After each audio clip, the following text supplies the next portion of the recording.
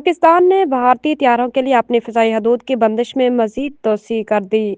Pakistan airport authority (پی اے اے) نے بھارتی طیاروں کے لیے فضائی حدود کی بندش میں توسیع کا نوٹس جاری کر دیا۔ وینزویلا کے خلاف امریکہ کی حالیہ اور غیر معمولی کارروائی، جو ایک خود مختار ریاست کے برسر اقتدار صدر کی گرفتاری تک جا پہنچی، بین الاقوامی سیاست کی اصطلاح حقیقت کو بے نقاب کرتی ہے جس پر عموماً پردہ ڈال دیا جاتا ہے۔ خود مختاری کو اخلاقی قدر نہیں بلکہ طاقت کے توازن سے جنم لینے والی ایک عملی حقیقت ہے۔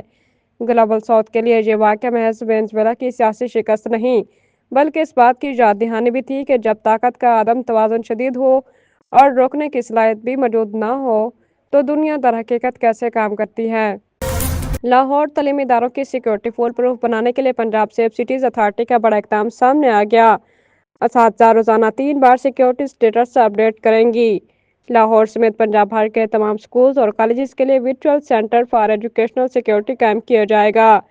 سکولز، کالج کے اساتذہ اور سیکیورٹی سٹاف کی سیف سٹیز سسٹم میں رجسٹریشن مکمل کر لی گئی ہے۔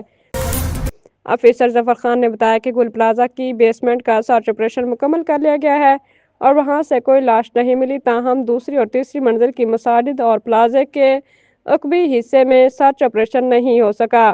فائر آفیسر ظفر خان نے میڈیا سے گفتگو میں کہا کہ تمام کھلے علاقے کو سرچ کر لیا گیا ہے۔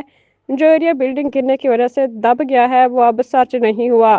دوسری اور تیسری منزل پر موجود مساجد میں آپریشن باقی ہے۔ ملبے تلے دبے اور رمپا پلازہ سے متصل حصہ بھی ابھی باقی ہے۔